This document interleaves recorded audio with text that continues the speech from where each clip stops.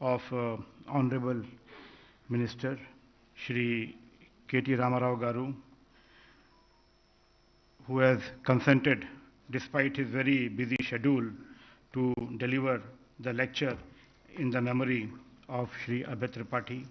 And we are truly grateful for his presence here today. So I would like to welcome the Honorable Minister to please come to the dais.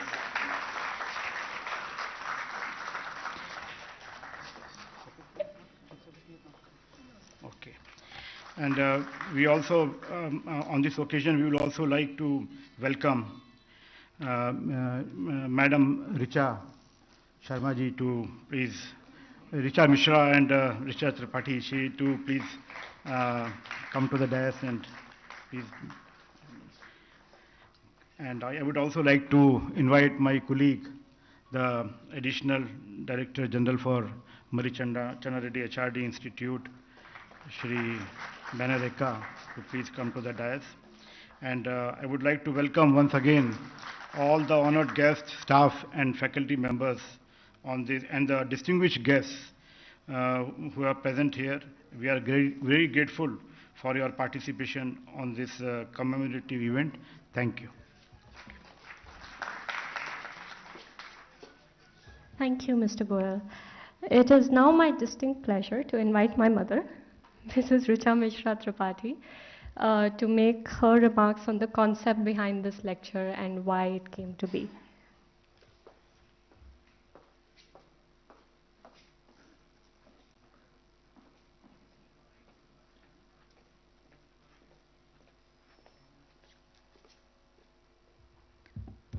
Good evening, everyone. It was almost a year back on this day that we had the first memorial lecture celebrating Abhay's birthday. And at that time, we had someone from an older generation, Montek Singh Ahluwalia, talking about India at 75. Today, we have someone from a very younger generation in politics, talking about a very different issue, a very, I would say, interesting and different issue of our economic and federal structure, that is, challenges of being a young state. But before I speak about the concept and the topic, I have to tell you, Mr. KTR ji, that it's often said that there's no brotherhood in bureaucracy.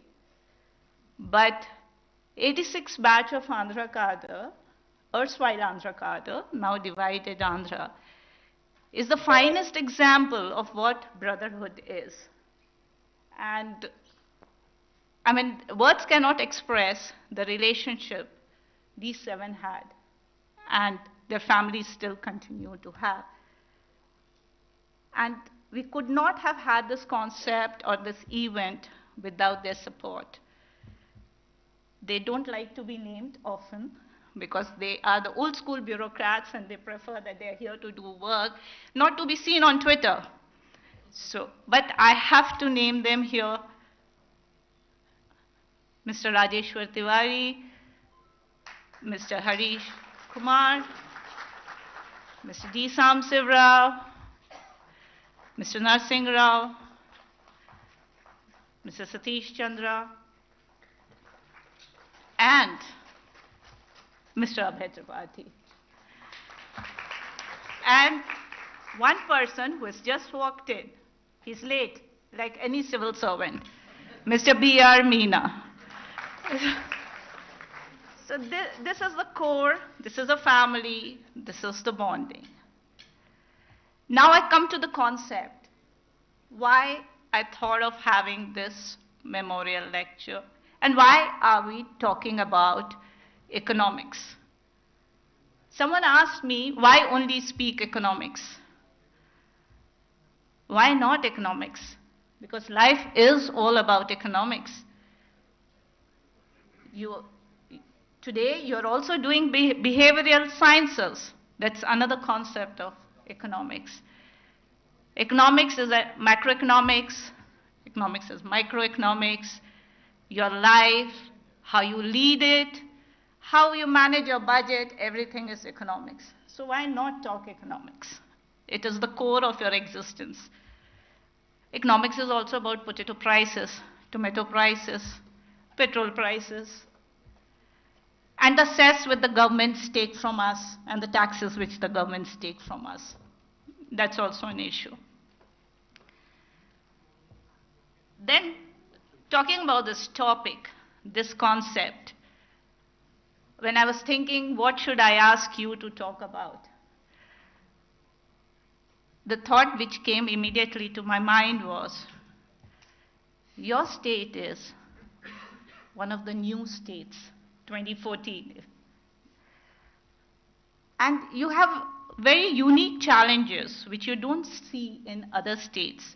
As I see it from the other side of the fence, maybe you belonging to the political setup, you would be seeing a different set of challenges. When bifurcation was happening and when what we were reading, there were issues which came out.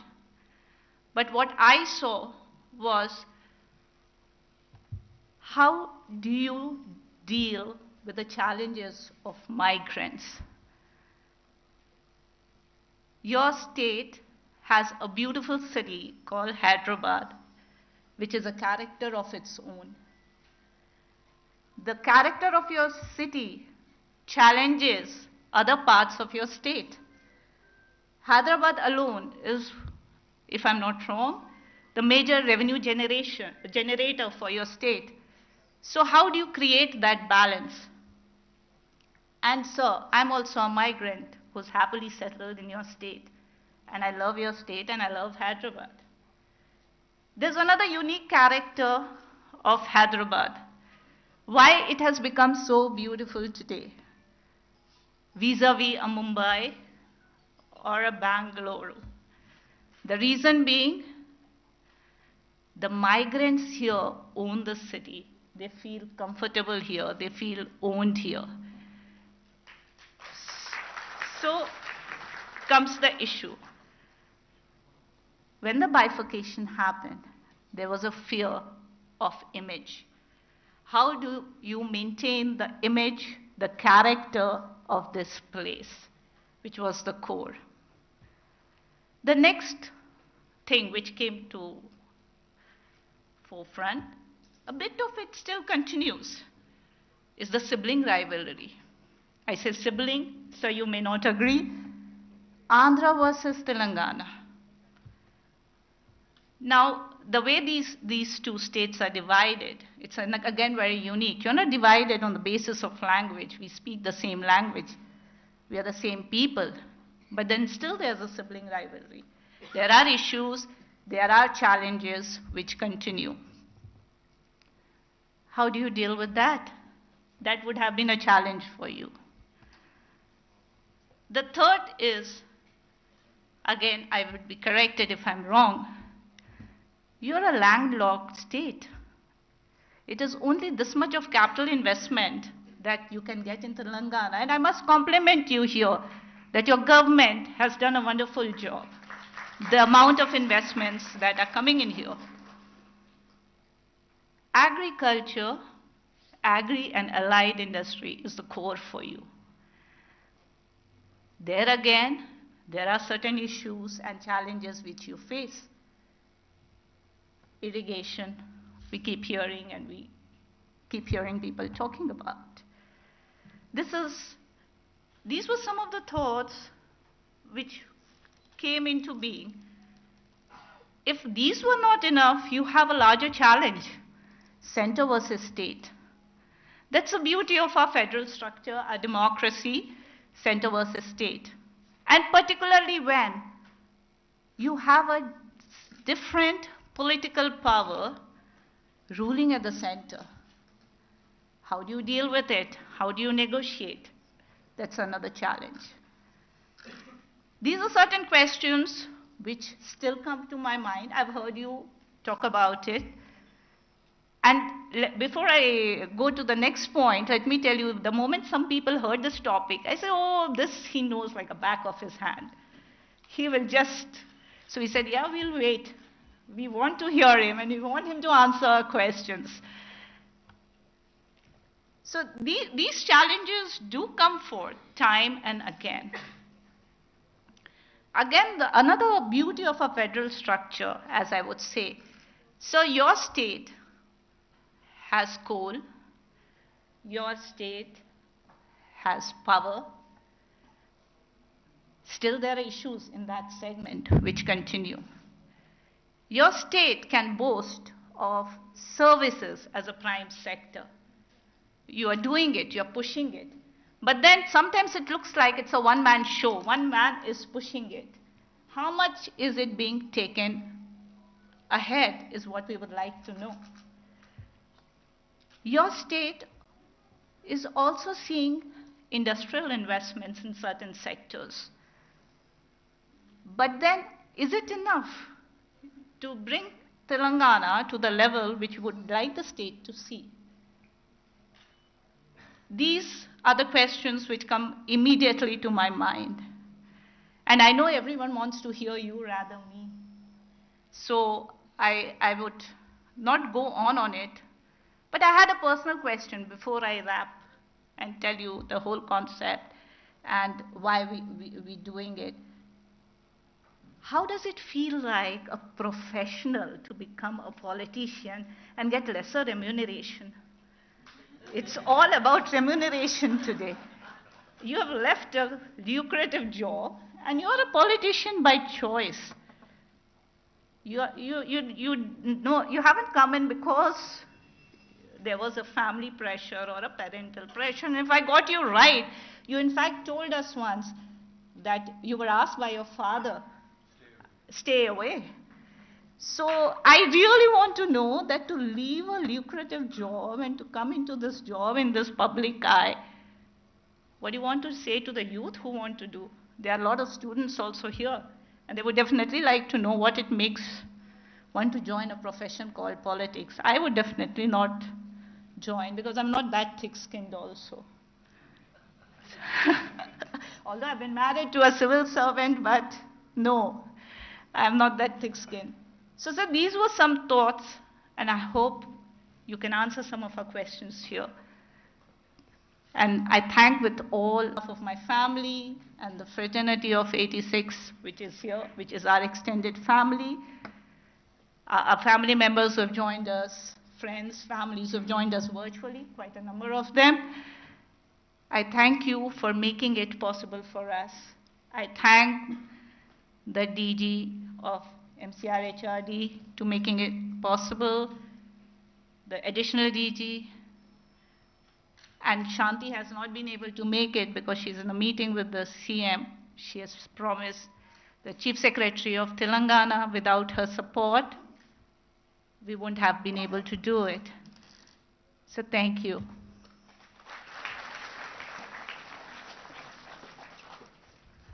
Thank you, Mother. Before I invite the Minister to speak, if I may request everybody to turn their phones to either flight mode or to mute, just as a housekeeping announcement. And now to turn to our VIP guest, Mr. K.T. Ramarao, Minister for Industries and Commerce and Municipal Administration and Urban Development, Government of Telangana. As a young migrant myself to this state, sir, very keen to hear your speech, please.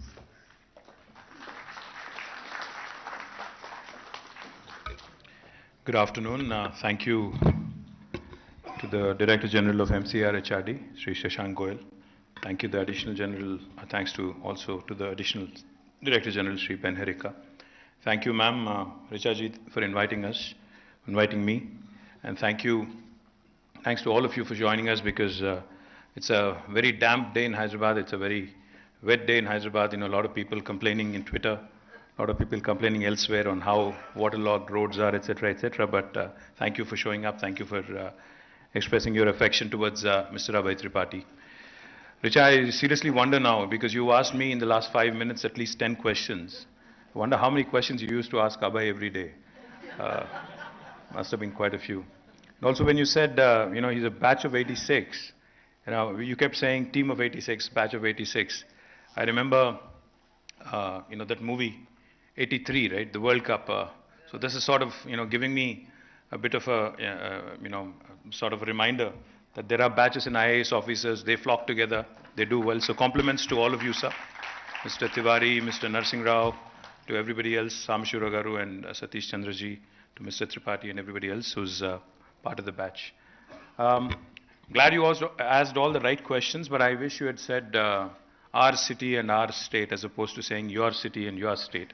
Because I would like to believe that this city belongs to all of us, not anyone in particular. So therefore, I think once you've made this your home, because what is a migrant? Who is a migrant, for that matter? I mean, my father has migrated from Siddipet to Hyderabad. Mr. Tripathi has migrated probably from the northern part of India, from Uttar Pradesh or, I'm guessing, Ujjain, Madhya Pradesh. Ranchi, so northern part of India. So the thing is, end of the day, if you look at the Hakiki Hyderabadis, the original Hyderabadis, the true blood, the true blue Hyderabadis who were born, raised here, versus anybody who's moved here, I think majority of them, in fact, would be from outside of this city. Somebody could be from 50 kilometers away, somebody could be from 1,000 kilometers away, but essentially it's a city full of migrants. And if you look at any developed world, any part of the developed world, be it the US, be it Europe, be it any part, I think, in fact, just this afternoon, I was browsing, on my phone, on YouTube, an ad popped up, inviting people to come work in Germany. An ad in YouTube, inviting Indians to come and work in Germany. So the point is, I think immigrants, especially hardworking immigrants with skills, with a lot of, fire in their belly is what make cities great, what make countries great, what makes states great. So I can't thank enough to all the immigrants who have come here, made Hyderabad and Telangana their home, and who have contributed immensely. Thank you, and I think they deserve a big round of applause before we begin. So, Richa said, why not economics? When she called me and when she invited me to this lecture, I said, economics, how am I related? She said, but that's what the theme is, so you have to figure out, come talk to us about economics, tell us all about what your state has been doing. So, I thought to myself, good economics is good politics, and being a good politician, I thought I'll take this as an opportunity to present to you this case of Telangana, which I call the most successful startup state of independent India. Because since 1950s, since independence, in fact, after 1947, there have been a number of states that have been formed. After the first State Reorganization Commission was constituted back in early 50s, and after the first set of states were formed on linguistic basis in 1950s, since then till now, till 2014, number of new states have been created. Most recently, if you have to look at this millennium, starting with Uttarakhand, Jharkhand, Chhattisgarh in 2001, and in 2014, Andhra and Telangana. So in this millennium itself, we've had 5. In the last one, we've had the remaining states. Altogether in India right now, we have 28 states. Now, what sets Telangana different? What are the challenges that Telangana has had to face as a young state? I think I'd dwell on that a bit. What happens is, the context of the formation of each state is very different from the other. So if you look at Uttarakhand or Jharkhand or Chhattisgarh, I know that there was a protracted struggle in Jharkhand led by Sri Shibu Sorenji and his party, the Jharkhand Mukti Morcha. But Chhattisgarh and Uttarakhand, in fact, were formed more for administrative convenience, more for, I think, more to give company to Jharkhand, in a way, if I have to say that, in 2001. But in the case of Telangana, this state was formed after a very, very hard-fought, protracted struggle which lasted for decades. Yes, there were highs, there were lows, there were a number of times when it was deemed a lost cause, but eventually in 2001, when our current Chief Minister, Honorable Sri.KTR, formed his political outfit called as the Telangana Rashtra Samiti, he had given a clarion call.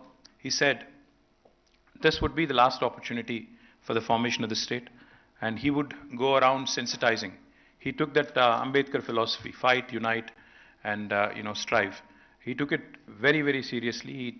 As an Ambedkarite, he actually strived very hard for about 14 years. He did everything in his capacity to sensitize people, to agitate when there was a need, to actually make it a very important cause for the entire political spectrum in India. Eventually in 2014, I mean, I don't want to go into the nitty-gritties of what happened between 2001 to 2014 because it's all water under the bridge. There's a number of things that I can talk about, but I would rather not go there.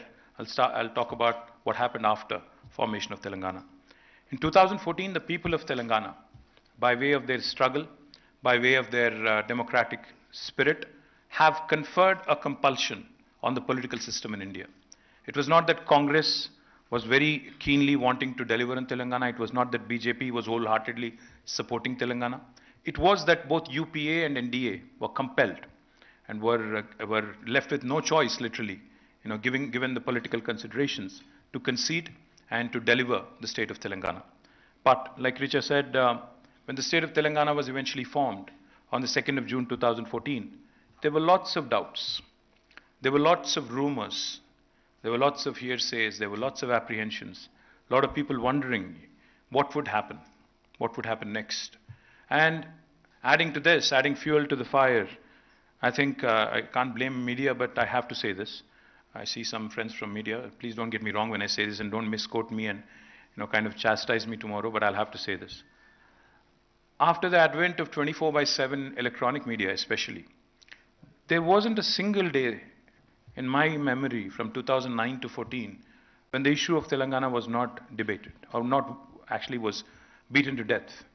Every aspect, every single aspect with respect to formation of Telangana, would it be a viable state?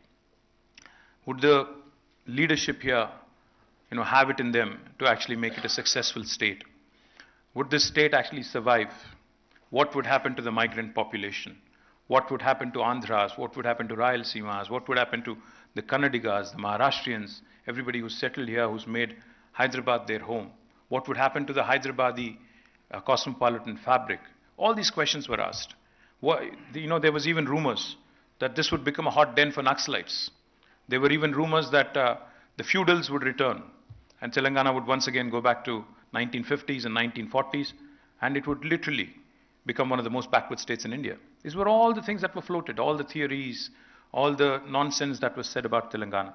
Today I stand here proudly, representing the state of Telangana, being a responsible minister in the government, and being a responsible citizen of this state. I want to list out to you all the achievements that this state has accomplished. Like I said, we focused on one basic thing. Good economics is good politics. As long as you create wealth, as long as you make sure that the poorest of the poor in the society are taken care of, as long as you ensure that the wealth that gets distributed equitably, without depriving anybody, without any depravity, I think you would have done your job. Our Honorable Chief Minister, Sri.KTR, he's a man who's learned it the hard way in life, that suppression of excellence is something that is done as a matter of routine. He's had to fight his way up all along his life. He's never had anything which kind of helped him politically, meaning, especially in the politics, because you said politicians have thick skin, you also said bureaucrats have thick skin, so I have to kind of refer you, to that comment of yours. Yes, you have to develop a thick skin to survive in this. Unfortunately, whether we like it or not, there is a lot of mediocrity that you have to put up with. Unfortunately, whether I like it or not, there are a lot of legacy processes, legacy issues in place which I can't simply negate or overlook or eclipse and say that, I can dispense away with that. You inherit them. These are challenges that you inherit. But end of the day, I think what matters is how well you work. In the case of Telangana, coming back to the challenges of being a young state. In the case of Telangana, when it was formed, the expectation of the people of Telangana was sky high. What happens is, a Chhattisgarh or a Uttarakhand where the people weren't fighting or were wanting a state versus a state of Telangana where people were actually giving up their lives. We had young students immolating themselves, setting themselves up in fire, trying to make a point. We've had a gentleman called Yadi Reddy who traveled all the way to Delhi to commit suicide in front of Parliament. So this was an emotional battle. This was not a simple statehood battle. This was a battle where each and every person, who was fighting for the cause, took it to her heart, and actually really staked everything to make it happen. So what happens essentially when that is the mood prevalent? The expectations are high. So when we started as a young state, our Chief Minister said, the tagline of the movement for the state was justice in water resources, justice in fund allocation, and justice in employment. Neelu, Nidhulu, Niyamakalu, in Telugu if I have to put it. So this was the fundamental thing that we focused on. Back in 2014, when we started our journey, and most bureaucrats who are seated here, most economists who are seated here, or the journalists seated here would tell you, that for any government to start making plans, for any government to start working on something or working towards an outcome or a goal, you would need planning, of course, but planning can only happen in the presence or with the backing of good statistics. Mr. Joshi is here, he worked as our Chief Secretary. He would know, he would tell you. Mr. Tiwari is also here. Mr. Mishra is here, Ajay Mishra ji is also here. All of them worked with our Chief Minister very closely, and they would tell you. When the Honorable Chief Minister initially started laying out plans and he started saying planning is important, statistics is important, data is important, so get me accurate information, accurate data. And when we were trying to understand where do I get this data, unfortunately there wasn't much available. You will be surprised when I say this, and I don't want to demean or insult anybody or insult or even cast aspersions on how the governments in the past were run, but the fact is there wasn't enough data to make empirical decisions, make sure that we work towards a specific outcome. I'll give you examples. So I was the Minister for Rural Water Supply in 2014. I was Minister for Panchayati Raj and Rural Water Supply. So Honorable Chief Minister decided that we will become the first state in India, because he had done this in his constituency, Siddipet, back in late 90s. He had provided a potable drinking water connection to each and every home in his constituency. Almost, I think, about 50,000-60,000 households. And this was late 90s. So he said, if I could do that as a legislator in Siddipet, why can't I do the same thing as a Chief Minister across the state of Telangana? So he wanted me to get the data on the pipes laid in the rural, setting in the villages, number of overhead service reservoirs built, when were they built, which year were they built, the number of pipeline laid, what shape are they in, when were they laid, is there like a map, is there an inventory, etc., etc. So I sat with my team, my engineering department, my engineering chief, and the entire rural water supply department. You would not believe it if I said this. Honestly, they said, sir, the data goes only as back as 1980s. What happened prior to that, we really don't know, because there's no bookkeeping, there's no information, so I can't really give you that information. I'm just giving you this one example of one department where I worked. Even in Hyderabad, and you'd be probably amused and I'd be trolled if I said this, but I'll say it. I've become thick-skinned, like I said. When we started looking at all the data of the Hyderabad Metro Water Supply and Sewerage Board, when were the pipes laid, what should be replaced and what should be strengthened, what should be laid afresh, etc. Unfortunately, again, the data only goes so far. We don't have adequate data. Leave all that aside. Some things are even more interesting. See, back in 1980s, when Sri N.T. Ramarao was the Chief Minister, the then government had launched a program called as Housing for the Weaker Sections. And since then, every successive government following N.T. Ramaraoji's footsteps had also continued the program, had built houses. So we just, for our own understanding in 2014, we looked at the number of houses that were built in the state of Telangana alone between N.T. Ramaraoji's time and KCRG's time. There were a number of chief ministers, number of governments between 83 and 2014, almost 31 years. You'll not believe this. According to the data available with the government back then in 2014, more than 65 lakh houses were built. The total population of the state itself is 3 crores. And 65 lakh houses have already been built. So our Chief Minister asked, then why would there be any new demand? Why are you saying there would be any more new demand at all? If this was all true and if this was all accurate and if the books were kept properly, how is this even right? So just to give you examples, so all of this was the situation when we started our journey in 2014.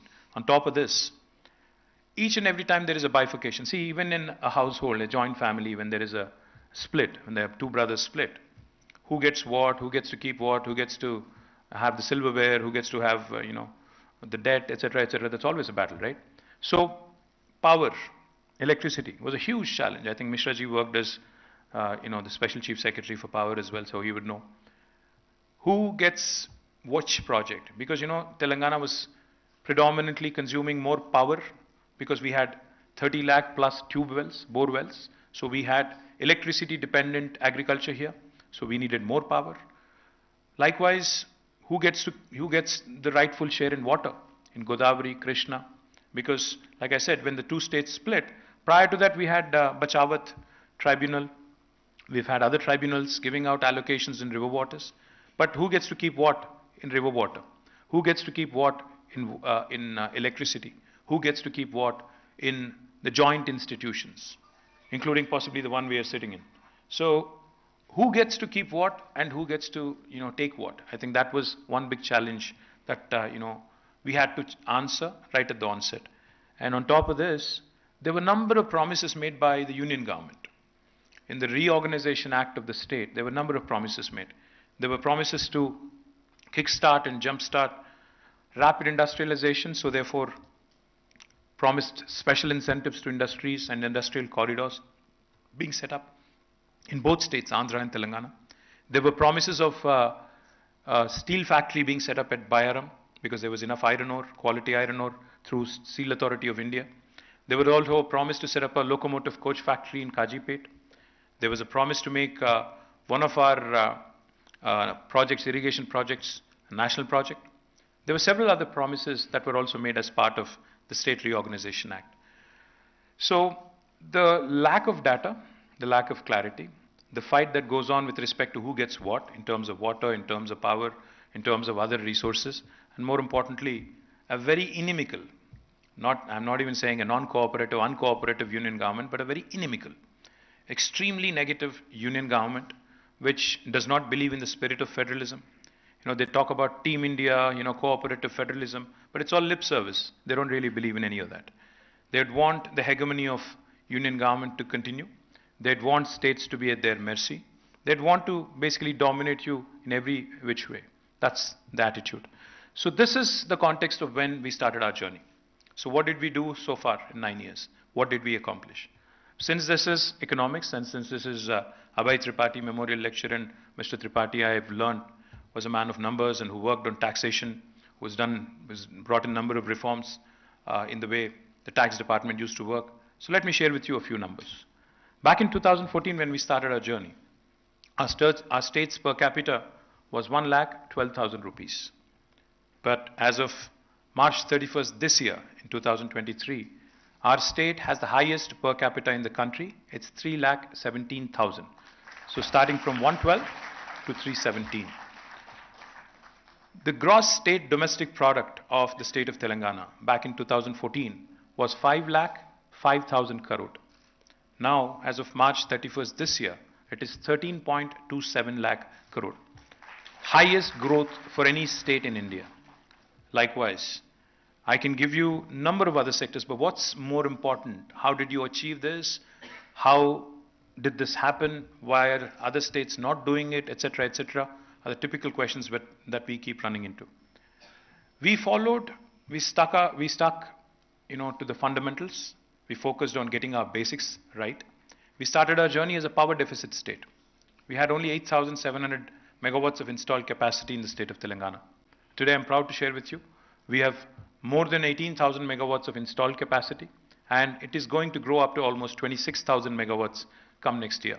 So we have started our journey as a power deficit state, but today we are a proud power surplus state, and eventually will be supplying power to other deficit states in days to come, years to come.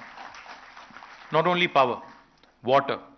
There is no other state in India which has done the kind of work that Telangana has done in water. Now, water, as we all know, is the elixir of life. It empowers everybody, irrespective of who you are. Today, why do we not find any habitation on Mars? Lack of water. Had there been water, I'm sure there would be real estate guys selling plots on Mars and Moon as well. I'm serious. I'm sure there are some people who are already doing that, because Telugus are now dominating Texas as well. I just came off a meeting from a guy from Texas. He was telling me that in Dallas we have 900 Indian restaurants, and Telugus are literally ruling the roost, and we are doing real estate all over Texas as well. Water is the elixir of life. It really is what survives humanity. It really is what helps a city grow, a state grow, and a nation grow. So we have taken it very seriously to ensure that every trickle, every drop of water that is rightfully allocated to Telangana gets utilized properly and judiciously. So we have not only ensured that the 46,000 lakes and tanks in Telangana are given the much needed fillip through Mission Kakatiya. We have strengthened these lakes, tanks.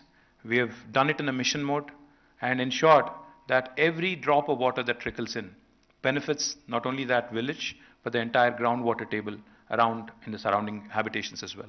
We also have ensured that not just these small resources, but also the large resources that we need, because River Godavari and Krishna run at a much lower, contour compared to the entire state of Telangana. Hyderabad as a city is at 535 meters above sea level.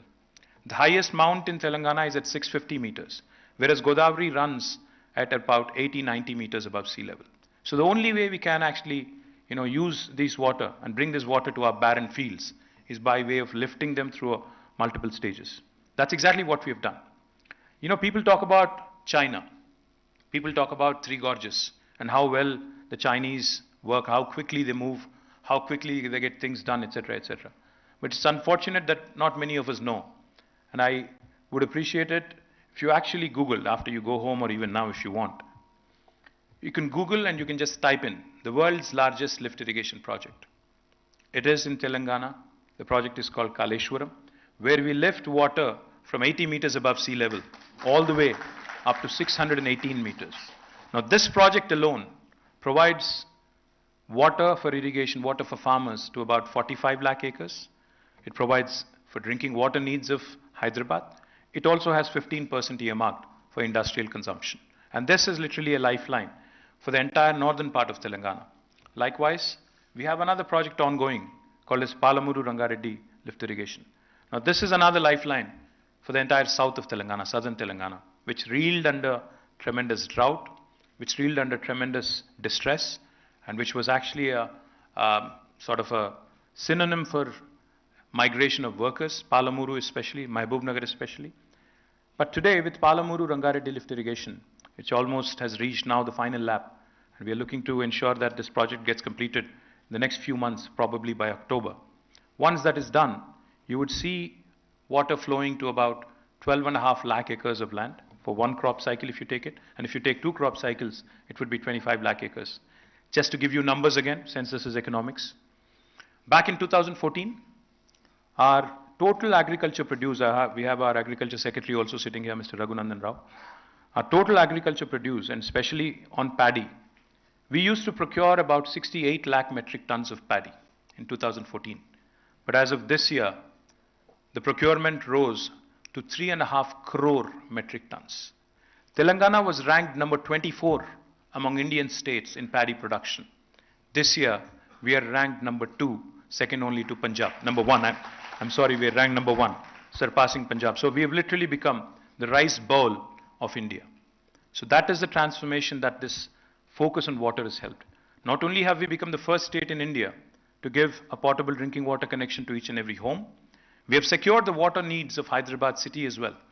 Hyderabad drinking water needs have been taken care of till the year 2052 by way of bringing water from Krishna and Godavari. Of course, the dream is to improve. The dream is to come from alternate day supply to every day and ensure that eventually we get to a stage, where like the first world, where you get 24/7 water as well. That's the dream. So water has been a very, very important subject, and we've done some amazing things, and we've inspired the nation. Today, after Telangana has completed Mission Bhagirath, Government of India has woken up after several years and has started a new project called as Har Ghar Jal, Jal Jeevan Mission, which is good because, we need to learn from each other. And now they've also embarked on this mission. Gujarat, I'm told, is also there. Goa, I'm told, also has completed 100%. Very proud. As an Indian, as a fellow Indian, as a citizen, I think nothing makes me more proud. Because I remember there was a time when I was a student, there was a saying. People used to say, what Bengal does today, India does tomorrow. Today I can stand here proudly and say what Telangana does today, India does tomorrow. And that is what has been the hallmark of this government. Not only in water. We have done exceptionally well in making sure that even fiscal prudence has been taken into account. A lot of people accuse us of a lot of things. But I can tell you with a lot of confidence, the way we have leveraged the economy, the way the GSDP kept growing, the way the per capita kept growing, has given us scope to raise debt. Has given us scope to raise debt and invest in infrastructure. A lot of people, make a hue and cry, especially the opposition in my state. Every day they keep making a point, or trying to keep making a point, that you've made the state a debt-ridden state. Let me tell you a quick example. There was a time, I am 47, which called me young, but I'm not young at all. In fact, I'm going through a midlife crisis as we speak. There was a time in my prior generation, or in my father's generation, so if I have to put it more succinctly, where the thinking used to be, even if you're a bureaucrat, the thinking used to be, by the time I retire from my service, I should be able to have a house in Shadnagar or wherever you can afford, and maybe build a house. And by the time I retire, I move from a government bungalow, government quarter, I go to, go and retire into a house of my own. That was the thinking. But take a step back and think for a minute. That was the thinking of the prior generation, where people used to be hesitant even to raise a debt. But today, a young guy or a young girl gets a new job in the IT sector here in Hyderabad or Bangalore. What is the first thing they do? They actually pay a fat check. They take a fat paycheck, go to the bank, raise a loan, buy a home, buy a car, in the very first month or second month. So what changed? What changed is this thinking of the typical Indian thinking that there was, say, a few decades ago, that we have to save pie by pie, पैसा पैसा जोड़ के ultimately एक घर खरीदना है. तेलुगु में एक कहावत है, क्योंकि ज़्यादातर लोग यहाँ तेलुगु समझते हैं इसलिए बोल रहा हूँ. इल्लू कट्टी चूड़ू पेल्ली चेसी चूड़ू. मतलब ये हुआ कि घर बना के देखो, शादी करके देखो. दोनों भी बहुत जिंदगी में बहुत मतलब टफ चैलेंजेस है. ये कहावत थी, इसीलिए कहावत वहाँ से आई. सवाल ये था कि किसी आदमी को अगर अपना मकान बनाना था, एक घर बनाना था, क्यों उसको मतलब 50 साल पैसा एक पैसा जोड़ के बनाना होता था? क्योंकि हमारी माइंडसेट, हमारी कल्चर ऐसी थी, कंडीशनिंग ऐसी थी कि भाई कुछ भी करो बट कर्ज मत उठाओ, कुछ भी करो, जिंदगी में किसी के आभारी नहीं रहना है, कुछ भी करो, बचपन से सिखाया जाता है. But the fact is, if you look at most developed countries in the world, who do we think are the most developed countries in the world? The United States, Germany, Japan. The top three economies are US, China and Japan. Just look at US.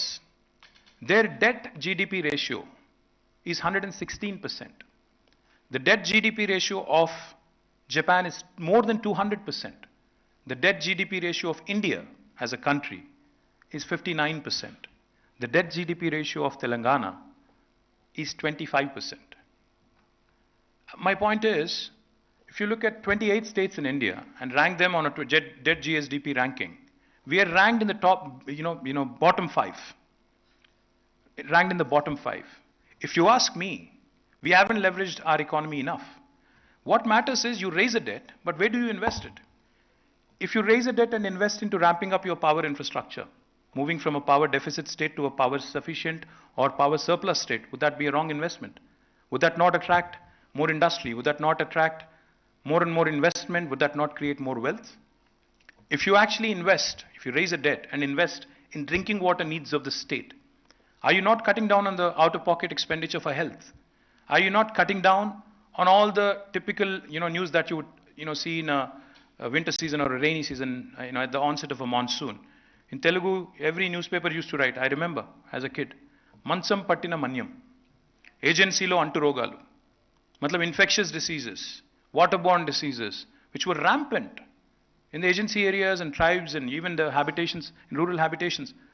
Just with one project called Mission Bhagirath, where we invested 40,000 plus crores, today we've been able to take care of all of that healthcare concerns. We've been able to cut down out-of-pocket expenditure for our people. And we've done a magnificent job of becoming truly an aspirational state for the rest of India. Likewise, when we took a project loan and have committed and invested in a project like Kaleshwaram, which, as Richa said, has created wealth outside of Hyderabad, because she was pointing out this lopsided development or lopsided focus on Hyderabad, does it help in the long run? No, it doesn't. Of course you have to decentralize. Of course you have to industrialize in other pockets. Of course you have to focus on rural livelihoods. Of course you have to create avenues to create wealth outside of Hyderabad. Unless you do that, people are going to migrate, people are going to urbanize, people are going to suburbanize. That is a fact. So what have we done with that money that we have raised as a debt? Where did we invest? We have invested in power, infrastructure, not power for us, but power infrastructure. We have invested in drinking water infrastructure. We have invested in infrastructure for irrigation. We have invested in industrial infrastructure. After having invested in these rural areas, let me give you an example of what we've accomplished. If somebody was to ask me today, what is the Telangana model? If you have to define in one sentence, I will tell you. Telangana model is unique, it's holistic, it's integrated, it's inclusive, it's balanced. In Telugu, if I have to put it, Samagra, Samikrita, Sammilita, Samatulya, Abhiruddhi, Telangana sadinchindi. Yatla antara, if you ask me, what do you mean, are these all fancy fluff words? Can you back it up? I'll tell you how. I just told you that our agri-exports have risen. Our agri-expansion has happened by more than 119%. 68 lakh metric tons to 3.5 crore metric tons of production of paddy and procurement. That has happened on one side in the rural areas. On the other side in Hyderabad, our IT exports were 56,000 crore. And as of this year, it is 2.41 lakh crore. The number of people working in technology in Hyderabad was 323,000, 3,23,000. As of this year, it's 9,05,000. We have quadrupled our IT exports. We have also done exceedingly well on agri exports and agri expansion. That's a balanced model. We are less than 3% of India in terms of population. We are only 2.5% of India, in fact, if I have to be precise. But we win 30% of the awards when it comes to national Panchayati awards or national municipality awards. Is that not proof enough that urban development and rural development are going hand in hand in a very unique way in Telangana? Also, let me add, industrialization has been rampant, as Richa mentioned. We've been able to attract marquee investments through TS iPass and a number of things that we do. But not only has industry grown, environment has not suffered. Typically all around the world you would see industry growing and therefore as a consequence environment suffering. That has not happened in Telangana. Industry has been growing rapidly, but environmental consciousness of the leader of the state, of our chief minister, is laudable because under his leadership, today we are the state which has grown the maximum in terms of green cover, 7.7%. 5,13,000 acres of new forest has been created in the state of Telangana, unlike any other state in India. So this is the balanced model I'm talking about. And this is the inclusive society. We have not discriminated anybody. It could be a migrant, it could be a person from rural background or an urban background, or no matter where they are from, which part of India they are from, or which part of the world they are from. They've all been made to welcome. I keep saying this and I can't say it enough. Those of you who cover me are probably tired of hearing this, but nevertheless let me say it. I tell all the investors that I meet that Hyderabad is that melting pot. Because you mentioned migrants, Richa. Hyderabad is that melting pot. Hyderabad is that point of confluence where the north of India meets the south of India. जब कोई हैदराबाद में एक बिहार से या उत्तर प्रदेश से कोई आदमी आता है, उसको ऐसा नहीं लगता है कि कोई और किसी और के घर आए. आपको ये लगेगा चेन्नई में, कोई चेन्नई वाले हैं तो गाली मत दो. पर थोड़ा चेन्नई में थोड़ा आपको महसूस होगा. विजयवाड़ा में भी होगा, सवांग साहब यहाँ पे हैं, उनको पता है. विजयवाड़ा में भी होगा थोड़ा, बट यहाँ पे नहीं होगा. Because everybody feels at home. In fact, growing up, I remember Hyderabad was one unique place where when two strangers met, we used to start off in Hindi. अभी तो ज़्यादा तेलुगु हो गया, but इससे पहले पूरा हिंदी चलता था. क्योंकि दो स्ट्रेंजर अगर अजनबी मिलते थे, तो हमारी बात शुरुआत होती थी हिंदी में या उर्दू में, दक्षिणी Urdu, which we are very well known for. Let me also tell you, it is not just a place where north of India meets the south of India. It is also a place where opportunity meets talent. It's a place where dosa meets paratha. It's a place where data sciences meets life sciences. It's a place where technology meets biology. That is why Hyderabad is attractive, and that is why we have to keep it intact, in the cosmopolitan fabric that you touched upon. it was imperative that we remain inclusive. We didn't focus on the nonsense that others seem to be hell-bent on, focusing on. Yes, India has many issues. We are a pluralistic society. We are a culturally very, very diverse society. And we are a very, very opinionated society also. हर किसी का अपना opinion है, very strong opinion है, जानता हूँ. But why can't we focus on getting our basics right? जब हिंदुस्तान में basic चीज नहीं है, बिजली नहीं है, सड़क नहीं है, पानी नहीं है, और कई सारे प्रॉब्लम है, उसको छोड़ के यूनिफॉर्म सिविल कोड पे लगे हैं. कोई और किसी और चीज पे लगा है, हलाल पे, हिजाब पे, बकवास पे. हम बस यही चाहते हैं, हमने ये किया 9 साल में. We focused on none of this. We made sure that the basics that concern all of us as humans, cutting across our divides and everything else that divides us, the religion, the caste, the sex, the gender barriers, the geographical barriers and other things. We did not focus on any of that. We focused on what unites us. We focused on the lowest common denominator, and we got that right. I can give you a number of examples on why. Because when Prime Minister comes here to visit Telangana, Prime Minister जब आए थे 2014 में, क्योंकि आपने cooperative federalism की और state और centre की रिलेशन की आपने जिक्र की, तो मैं बोलना चाहता हूं, हमें भी कुछ उम्मीद थे उनसे. 2014 में जब प्रधानमंत्री बने, वी वर होपफुल कि मोदी जी पता नहीं गुजरात में क्या क्या कुछ करके आए हैं. कुछ एक मॉडल था, एक नमूना था, देश को उन्होंने दिखाया था कि गुजरात में कुछ चमत्कार उन्होंने कर दिया तो पूरा देश में भी चमत्कार हो जाएगा, कुछ अद्भुत हो जाएगा, कुछ मिराक्युलस हो जाएगा. हमें भी उम्मीद था, जैसे सारे हिंदुस्तान को था. But when we started seeing through things, and we supported him, let me tell you, we supported him on a number of things, and some of which we regret, of course. Demonetization, we supported him. Our Chief Minister called him, he said, what is this decision? Why did you do it? Why are you doing this, ad hoc, all of a sudden, random thing? Why did you do it? He said, हमें संपूर्ण क्रांति की तरफ चलना है. मुझे digital इस पे चलना है, और मैं आपको उम्मीद देता हूं कि मैं काम करूंगा. This was what he told our Chief Minister. So we supported demonetization. When he said one nation, one tax, we supported him. We supported him on a number of other things. When he made Venkaiah Naidu ji our vice president, we supported him. We voted for him. We voted for President Ramnath Kovind as well. हमने तो उनका जितना मदद करना था उतना किया. But उन्होंने क्या किया? एक नया राज्य जो बना तेलंगाना, इसको ना सिर्फ एक बार भी, मतलब he has not even kept one promise that was made in the act, in the parliament. Not even those promises that have been made, but even the recommendations made by a planning body like Niti Aayog, unfortunately have been completely rejected and negated. Niti Aayog has made a categorical recommendation saying Mission Bhagirath is a fantastic program and that needs to be supported by Government of India. So please grant a sum of rupees 19,000 to the state of Telangana, 19,000 crore to the state of Telangana. Prime Minister and his cabinet did not heed to that advice. Then Niti Aayog also recommended that Mission Kakatiya is a brilliant program. Please allocate and give a grant of rupees 5,000 crore. Again negated, not a single word of appreciation. Prime Minister तो बोलते हैं मन की बात में काफी कुछ बोलते हैं. Vocal for local बोलते हैं, काफी कुछ बोलते हैं. But पता नहीं क्यों, but a performing state को recognize नहीं करना चाहते हैं for petty political considerations, I presume.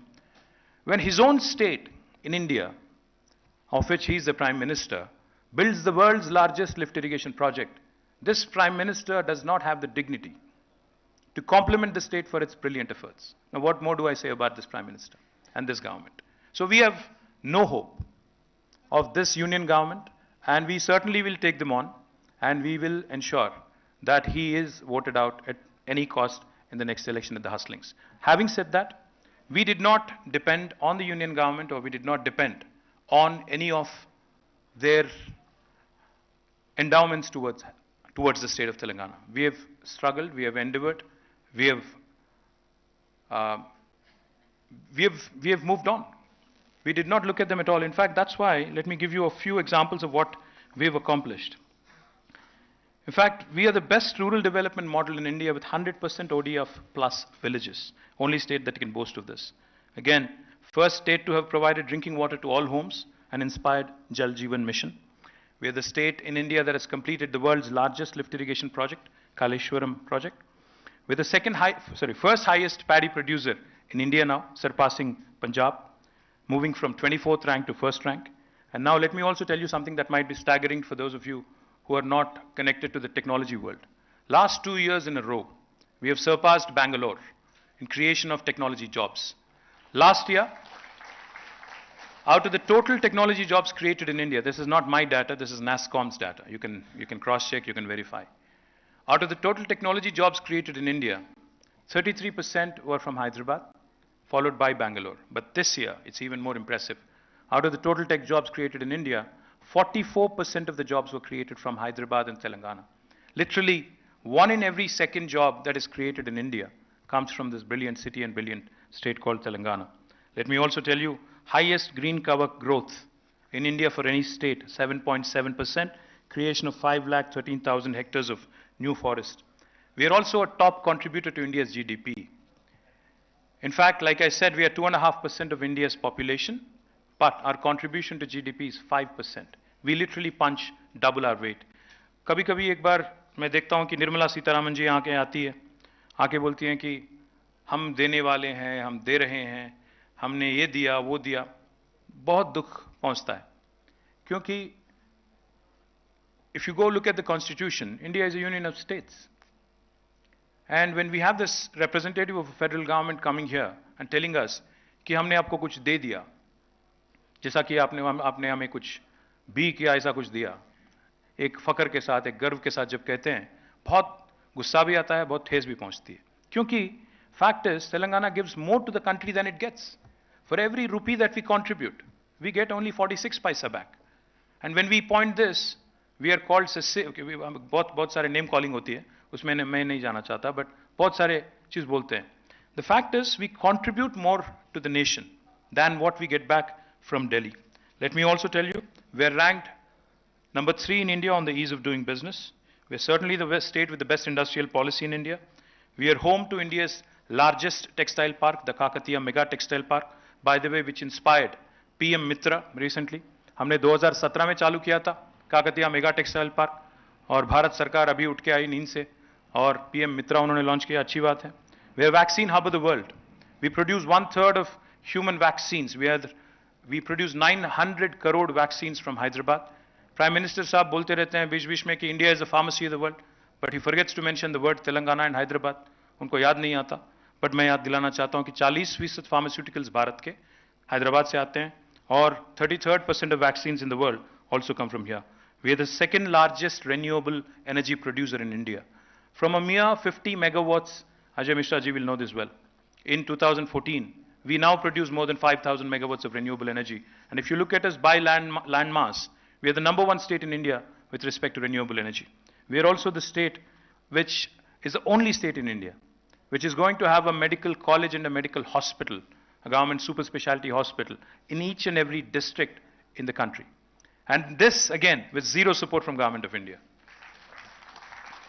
We also have a number of other things that I can tell you, but the last thing I'll tell you, अगर कहते हैं कि अगर किसी को बताना है आपको जाके बाहर कि तेलंगाना ने क्या किया, तो आप उनको बस ये बोल दें कि अगर बाकी का भारत भी, the other 27 states in India, if they performed as well as we did, we would have been a 5 trillion economy already and not languishing at 3.4 trillion, as is the case today. So all of this has happened despite COVID, despite the challenges of being a young state, despite many things that were working against us, including an inimical union government. But I'm proud that, our state has done well. But I'm not going to make a tall claim and say that, we've matched the US or Japan or any of these first world countries. We have a long way to go. But certainly, relatively speaking, we are the best performing state in India, no matter what parameter you look at. Education, health, any social development indices, any parameter that you take, we are the best performing state. And I'm a proud partner in the growth story of this state. And I hope and I pray that, the lecture that is being organized today in memory of Sri Abhay Tripathi, and for all of those who have attended here, I hope this was informative. I hope this was a few things for you to pick up and probably spread the good word. Thank you. Jai Telangana.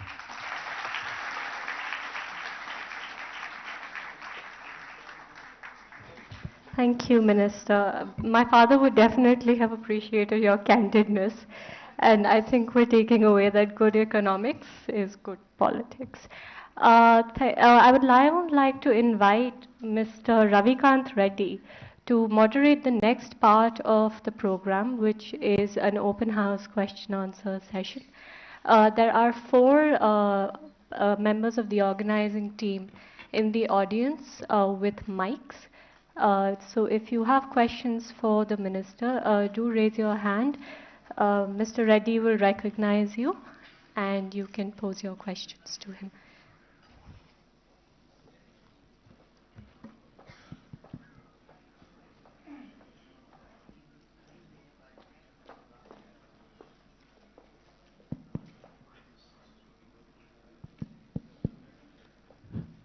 Yeah, good evening, ladies and gentlemen. Thank you, Minister, for the wonderful lecture. Minister has just 30 minutes because he has an urgent meeting to attend. So we'll take questions from the audience as well as people who are watching us online. Before that, I would like to start with an anecdote. In 2006, I was covering a program at Arts College as a reporter. It was a Telangana agitation, a program related to Telangana agitation. And there were lots of guys sitting on the stage. I was just one among the audience. And when I turned back, there were a lot of people hanging around one handsome young man sitting in the audience. And when I asked who was that, something, then they said he's son of Mr. K. Chandrasekhar Rao. And nobody knew him at that time. So I just went and introduced myself. I said, sir, I'm Ravikant Reddy from the Hindu. I just gave my card. In fact, I wrote a small piece also in the Hindu at that time. That how Mr. KCR's son has entered into Telangana politics. But he could have sat on the stage itself on that day, being the son of Mr. Chandrasekhar Rao, who was leading the agitation. So that was, being a young man, though he has just revealed his age as 47, he was 30 at that time. He's still young and is the leading light of the youngest state in the country. Thank you very much, sir. And we'd like to take questions from the audience first. The minister actually, I always see him in bluish and grayish colors because maybe he likes that color. So we'll take a question from any lady who is wearing that color. To start with. Anyone? Yeah. Sir. Yes, sir. Any lady? Yeah. I think, yeah, she's, please. Thank you so much for that. After this state economics lecture, I'm going to get a home economics lecture because you said, ghar dekho and shadi karke dekho. My mother made eye contact with me.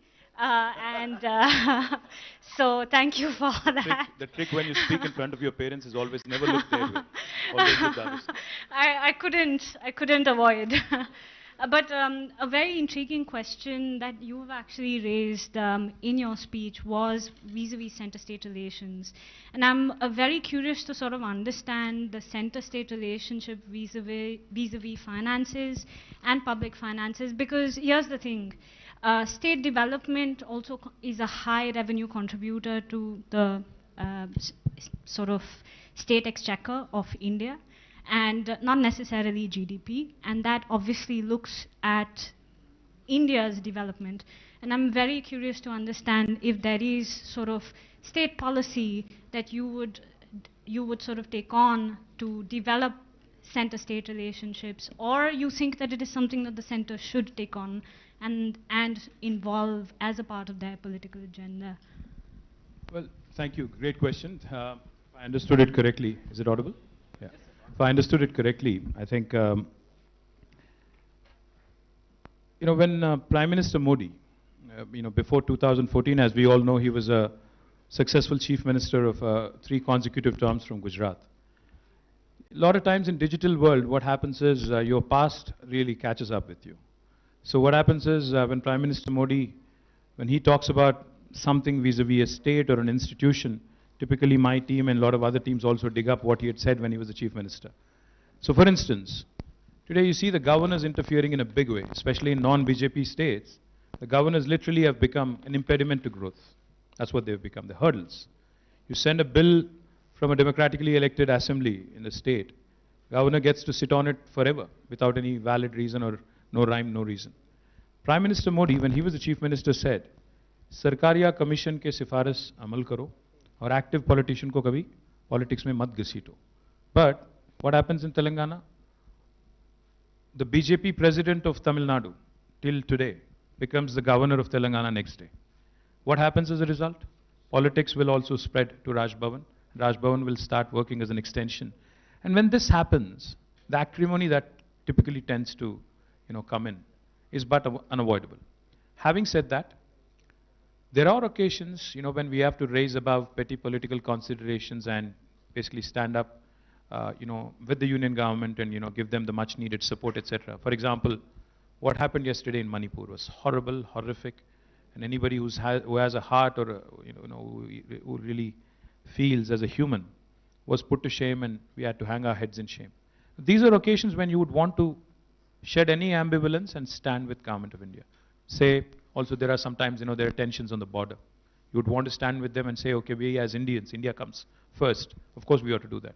There are earthquakes, natural disasters. So we all have to raise above petty political considerations and work with them. But same spirit also has to be exhibited by government of India. See, the fundamental thing we all need to understand is, Bharat hai kya? 28 राज अगर है तो कुल मिला के भारत है. ऐसा नहीं है कि मोदी साहब के लिए कोई और राज है. He is administering the same country that we are all living in. So the same state that is being administered by Sri.KTR as the Chief Minister, Modi ji is also the Prime Minister of that. So the fact is, the stronger the states are, the stronger the country is. The more you empower them, the more you decentralize, the more better it is.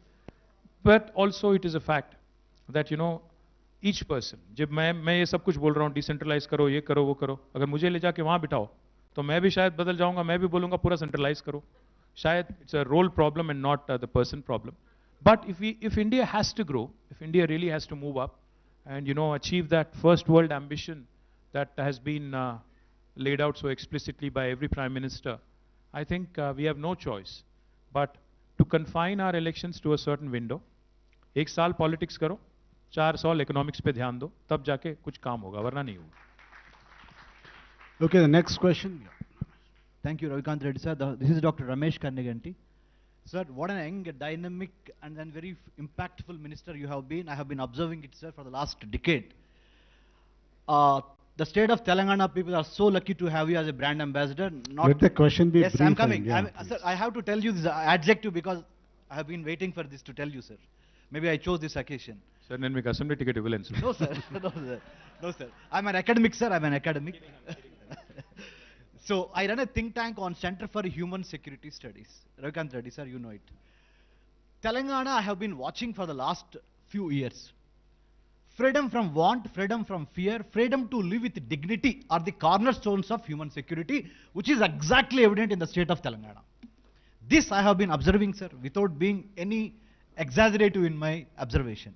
Thank you, Ramesh Garu. Thank you so much. Very kind of you to say that. Like I said, we have been a very inclusive government. One of the things, I have to share this anecdotal experience of mine with you. As soon as the state was formed, like I said, there were a lot of apprehensions. So I was invited to an event at the film industry, Producers Council. So when I was going there, I asked the Chief Minister, I said, sir, what should I be saying to allay any fears, allay any apprehensions that they might have? What should I say? He simply said one thing. He said, ask these guys to stop thinking about being a Telugu film industry. Ask them, whether they have it in them to become a South Asian, hub for South Asia, to make Hyderabad a hub for South Asia. Yes. So that was his perspective all along.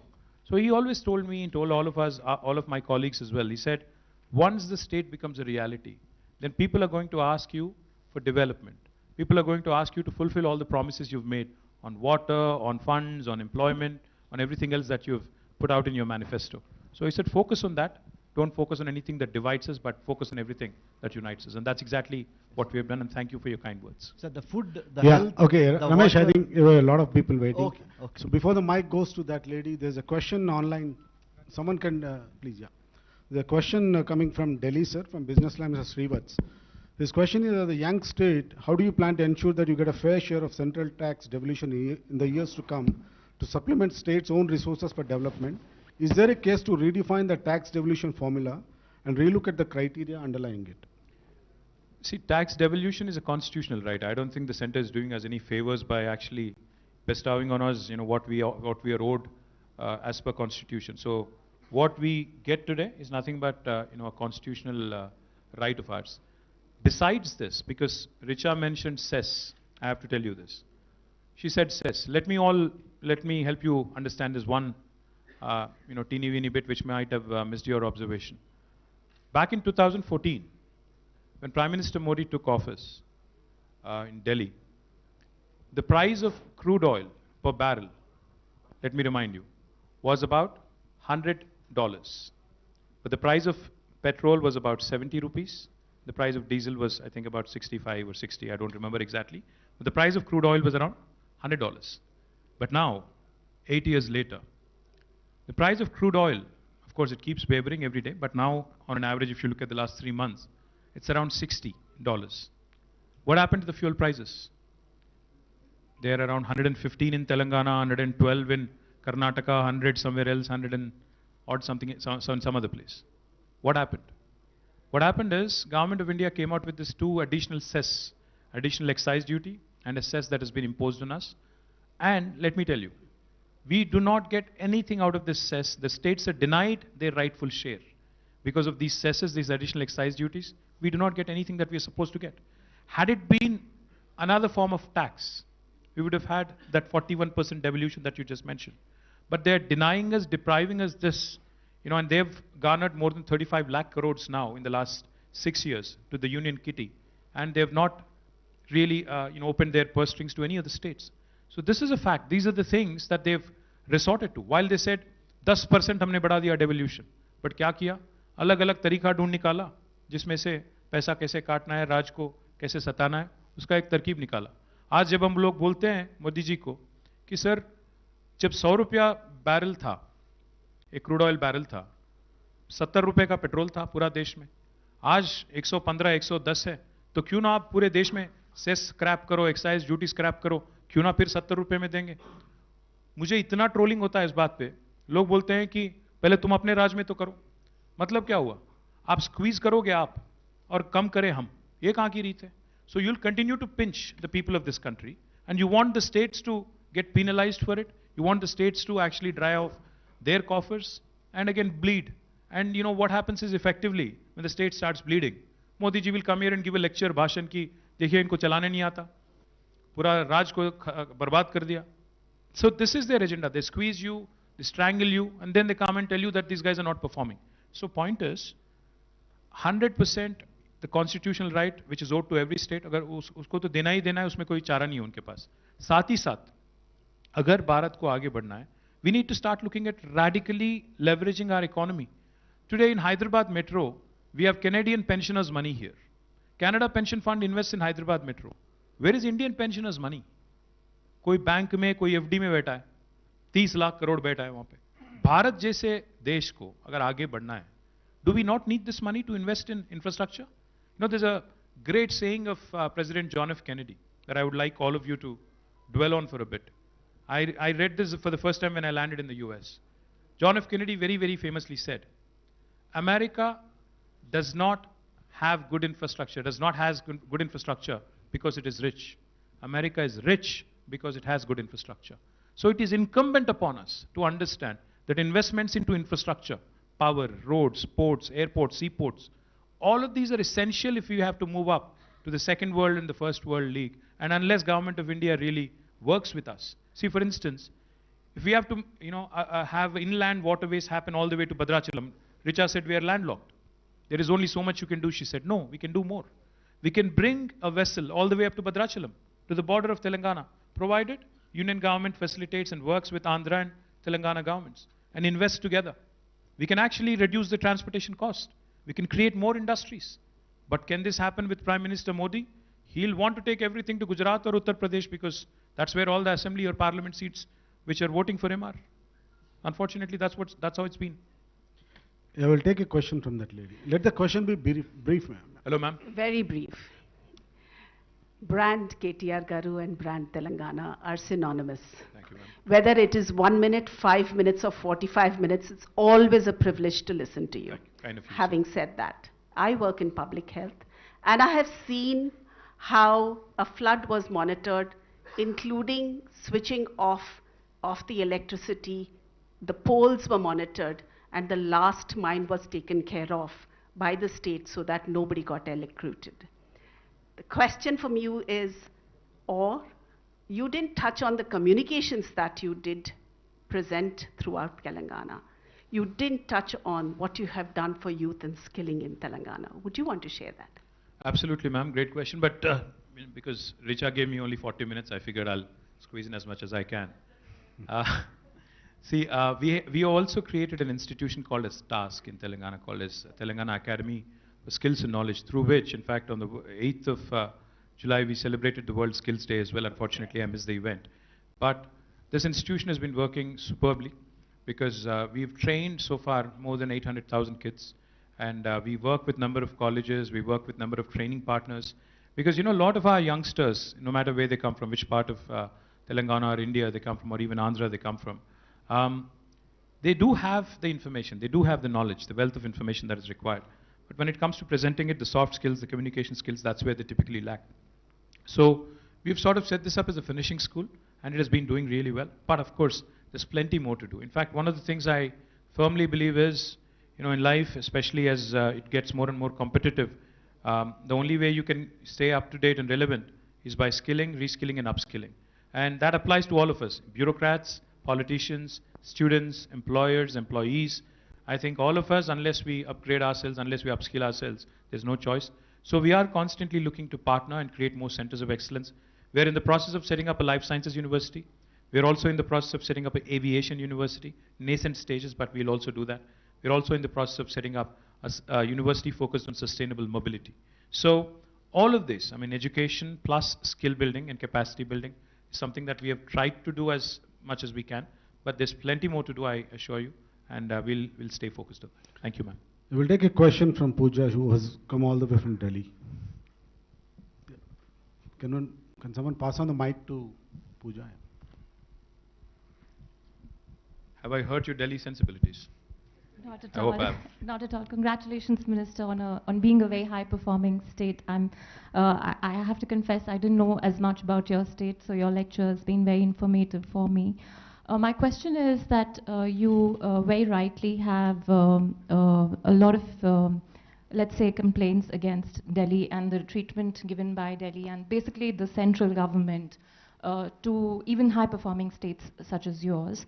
From what I understand, you said that it is probably the nature of center-state relations that leads to something like this. It isn't the personality, because you said that if you were in this position, perhaps you would also be sitting from there. I think the position changes. One is what I was going to. Right. So my question is that given you're such a high-performing state, given additional resources which are your due, which you should get, can help you perform even better and do more for your people, is there, and perhaps there are more states who have similar concerns, do you see scope for or need for some sort of an institutional platform for the states to get together and take up issues with the center? Because just waiting for an electoral cycle to be completed and change faces, or perhaps hope for a coalition where regional parties or smaller states have more voice and bargaining power, an institutional mechanism may work. Now, traditionally, we have had certain institutional mechanisms and people have had issues with them, rightly so. They have not lived up to the expectations. There's always scope for improvement, etc. But given what you have described, without even the central government support, you've done a lot. You can perhaps do a lot more. What is the solution to this other than just waiting for an electoral cycle to perhaps create scope for a coalition government where you get a more political voice? Well, you know, there's a word in Constitution called as tyranny of majority. You know, sometimes what happens is when you have a brute power, you have bulldozing numbers in Parliament or GST Council, you just get bulldozed. And I mean, bulldozer राज का तो आपको जानते हो, दिल्ली में आप हो तो आपके एकदम बगल में चल रहा है.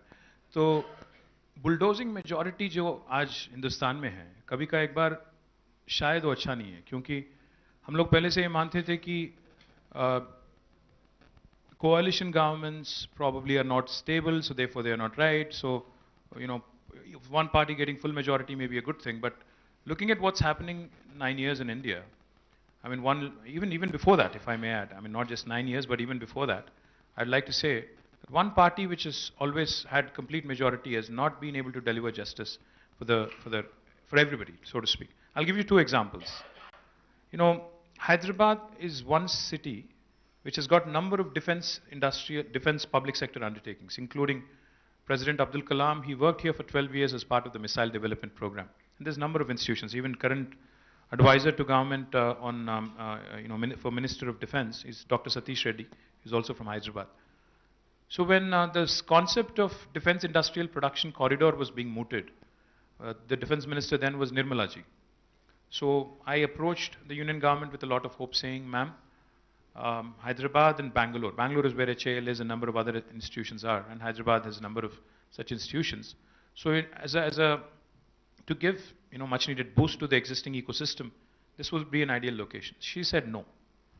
I said no, मतलब कुछ बात करेंगे आप या चर्चा करेंगे, ऐसा कुछ होगा, कोई बैठक बुलाएंगे, कुछ होगा? She said no, the decision is already made.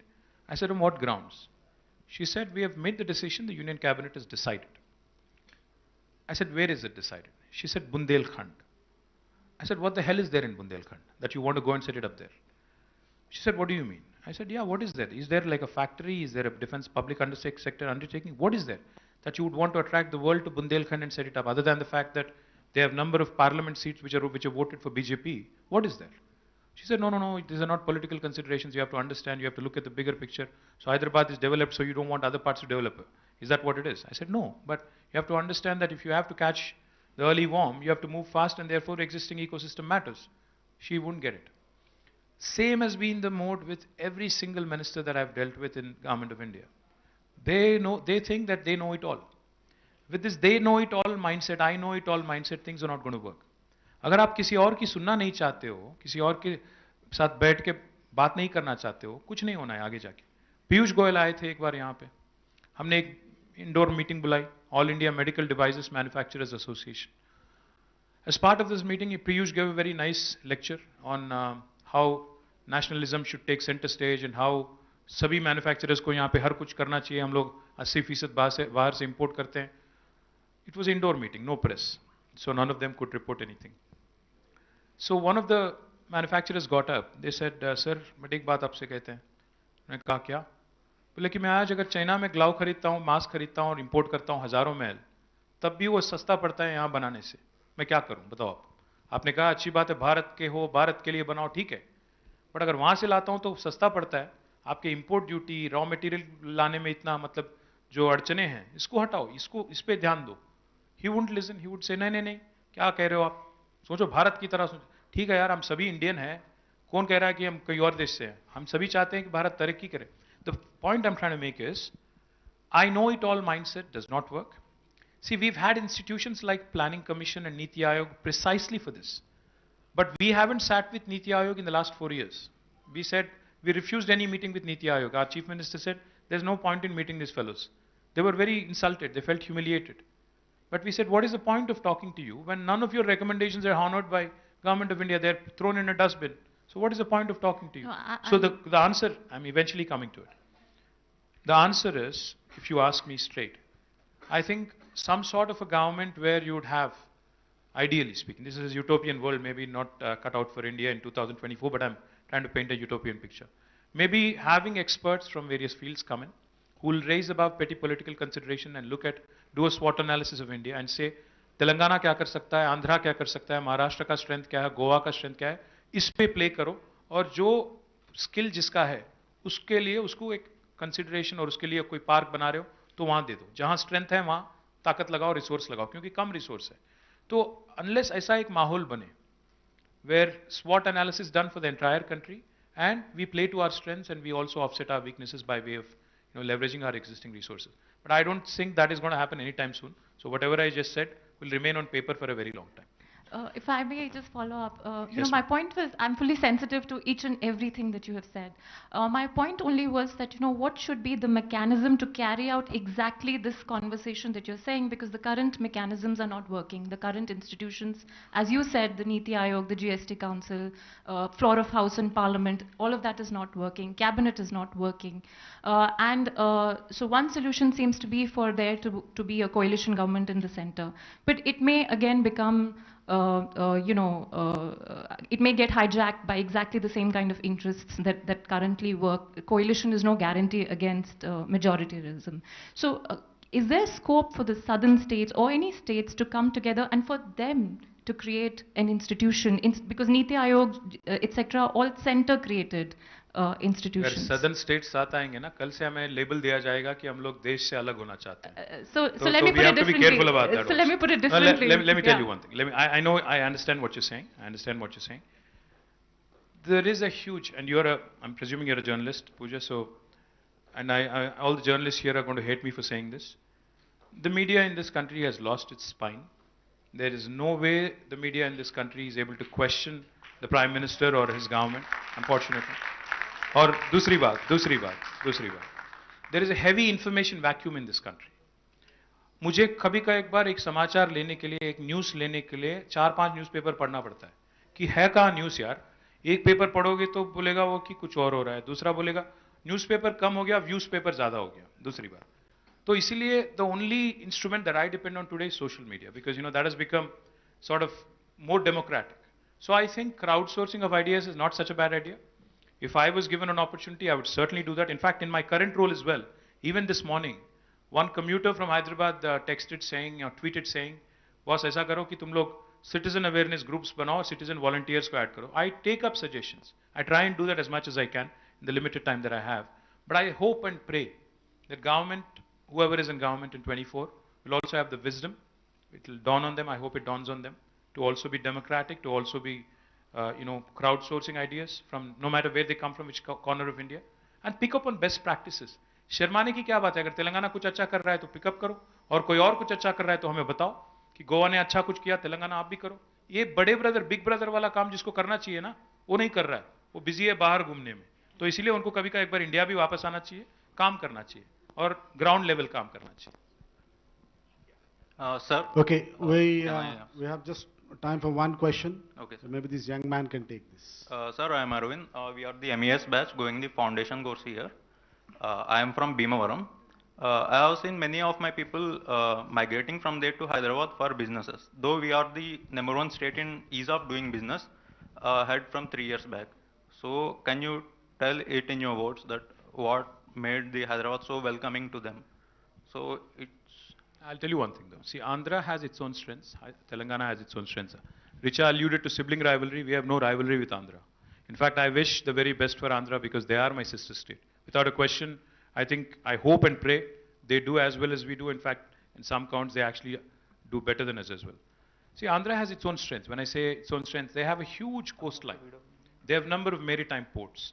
They have a large number of towns which in fact, in Telangana we don't have. We have a Hyderabad, but you have number of other towns. For example, you have Rajahmundry, you have Tirupati, you have Kurnool, you have Kadapa, you have Vijayawada, and I can go on. There's Vizag, of course. So all of these tier 2 cities that you have are a huge asset to you. I'm very confident that in the current government and the previous government and whoever is running the government in Andhra, they've done their best, and I'm sure they'll continue to do their best. And Hyderabad, like I said, is not just for people of Telangana. Hyderabad will continue to remain an India city. In fact, our ambition, our Chief Minister's ambition, is to make Hyderabad a global metropolis. So if I have to make it a global metropolis, I can't say I'll shut my doors to people from Bhimavaram or Rajahmundry or Kodad. You have to have everybody come here in search of opportunities. But as long as you're able to provide the same opportunities elsewhere in a decentralized fashion, it works well for all of us, is what I would like to believe. I would like to add one more line, sir. Yeah, I think just one more line. The time is running out, the minister has to go. But before that, that you got enlisted to the Telangana during the asset allocations. Sorry? I kinda envy that you got enlisted into Telangana during the asset allocation. I was born here, so I wasn't enlisted. Still, you are welcome here. Thank you, appreciate it. Thank you. And before, sir, I would like to take some objection to the minister's statement on media. Media gurincha? Yeah, so I request him to read the Hindu. ఏమన్నాను నేను తప్ప ఏమన్నాను మీరు వాస్తవాల్ని వాస్తవాలుగా రాయట్లేదు వార్తల్ని వార్తలుగా రాయట్లేదు you should also see మేము ఇన్ని మాటలు పడతాం రోజు మీరు ఒక్క మాటకే ఉలికి పడితే ఎట్లా అప్పుడప్పుడు మీరు కూడా తట్టుకోవాలా మాతో నిలబడాలి One last thing, and as I conclude this session, and just a minute. If you could all settle down, please. We just have a quick token of our appreciation we would like to present to the minister. I would like to invite Mr. Benhur Eka also on stage.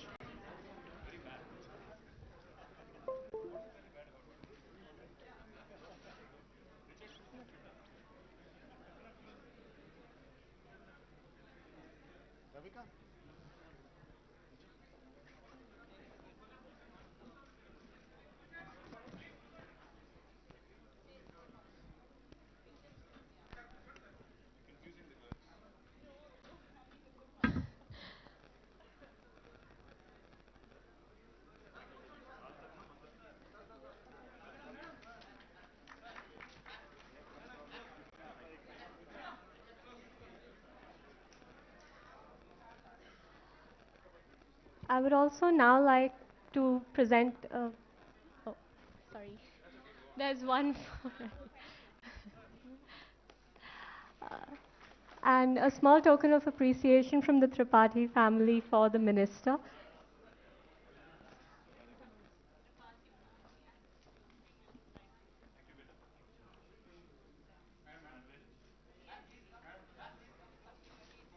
So this is done by Mr. Ravikant, cartoonist from the business line.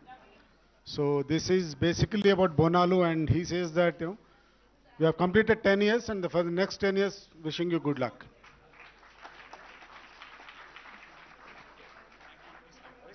Ravikant, come.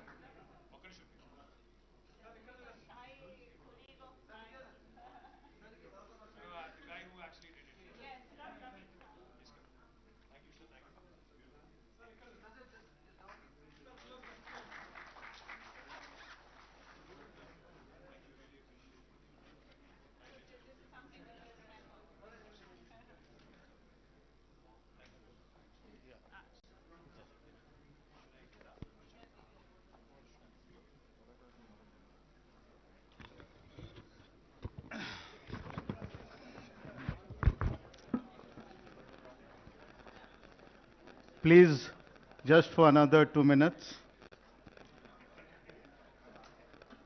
Distinguished dignitaries on the dais and off the dais, members of the service, both serving and retired, ladies and gentlemen, and dear friends.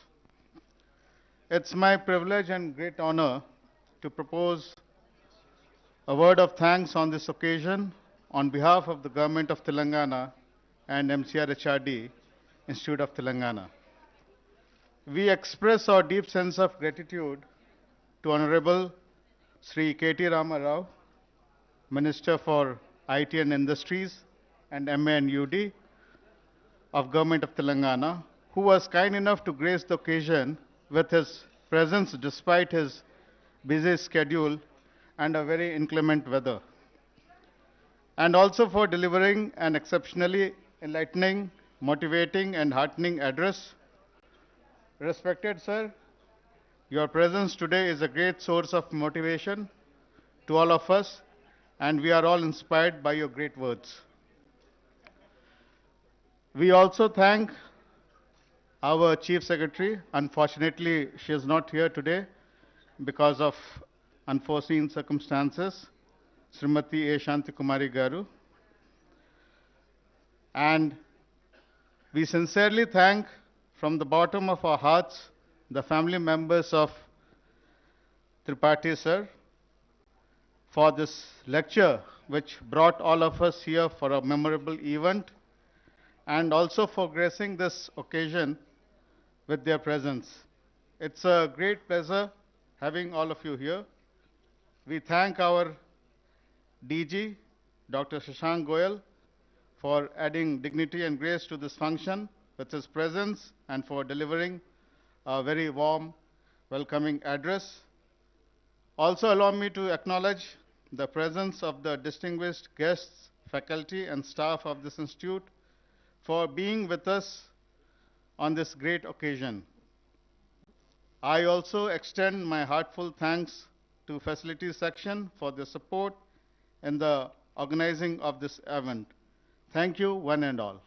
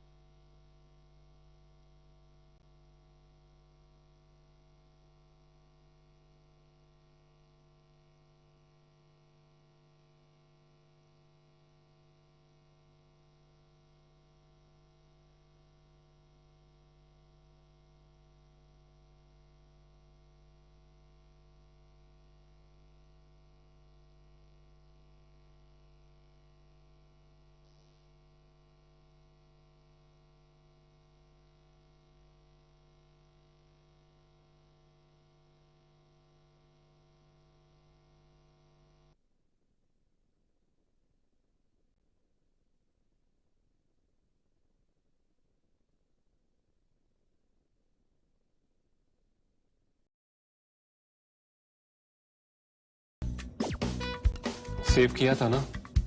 मैं सिर्फ इसलिए गया था क्योंकि उसने मुझे call किया, that's it. But listen तो.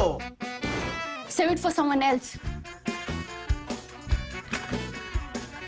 जिंदगी में सेव करना जरूरी है, मगर जब बात पैसों की हो, सिर्फ सेविंग से काम नहीं चलेगा। इक्विटी म्यूचुअल फंड्स में इन्वेस्ट कीजिए और अपने सेविंग्स को आगे बढ़ने का मौका दीजिए। Mutual fund investments are subject to market risks. Read all scheme-related documents carefully. We may be closer to 5 interesting and important state elections this year, later this year.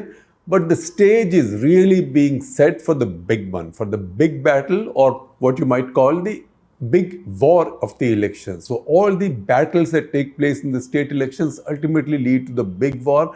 That is the general election. So 2024 will decide who will rule India for the following 5 years and with what kind of numbers, what majority. You can see that while punters can take odds and saying so and so is favorite, but nobody is taking chances, least of all the BJP, because in the Narendra Modi, Amit Shah, JP Nadda scheme of things, there is no such thing as complacency or taking things for granted.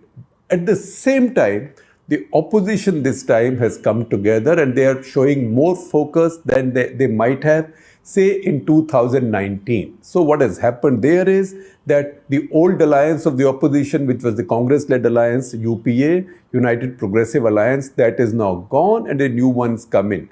So today, as I record this episode of Cut the Clutter, two things are going on simultaneously. The launch of this new alliance of 26 parties, that is INDIA, or India for Convenience.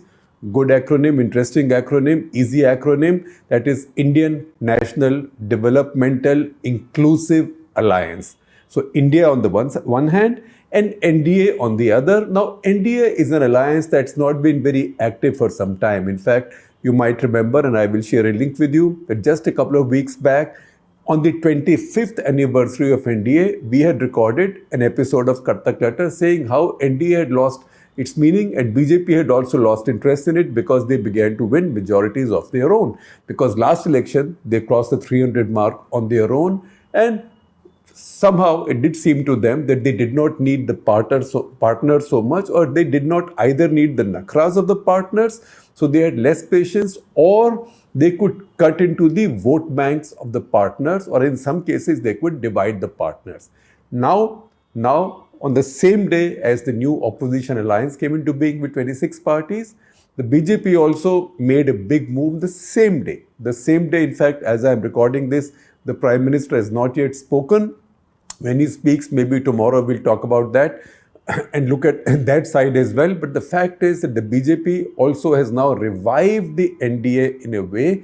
And now they're saying, look, you have 26 parties, we have 38 parties. So once again, emphasis is back on NDA, and Prime Minister Modi also said that NDA is the time-tested original alliance.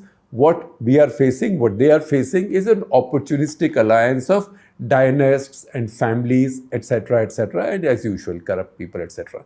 Now look at the situation right now, and let's look at some data and figures. The movements right now, you might say they are a bit like two boxers sizing up each other. They are not even sparring as yet or exchanging even light blows. They are not even sparring. They are right now sort of stalking each other and jumping around or crouching around the ring. So nothing has happened as yet. Or maybe a more familiar comparison, maybe the early days or the days before Mahabharata actually began. Before Mahabharata began, both the Kauravas and the Pandavas, now I'm not suggesting that one side is Kaurav, one side is Pandav. In any case, comparisons stop at some level because there is no Lord Krishna right now in this equation. But if you imagine Mahabharata, just the two sides, they went from ruler to ruler, king to king, right? Asking for support, collecting their own armies. So somebody got support from one, somebody got support from the other. And that's when, once those forces were arrayed, they were put together, then the battles or the war of Mahabharata took place. Think of a general election like a Mahabharata fought every 5 years. And that is where both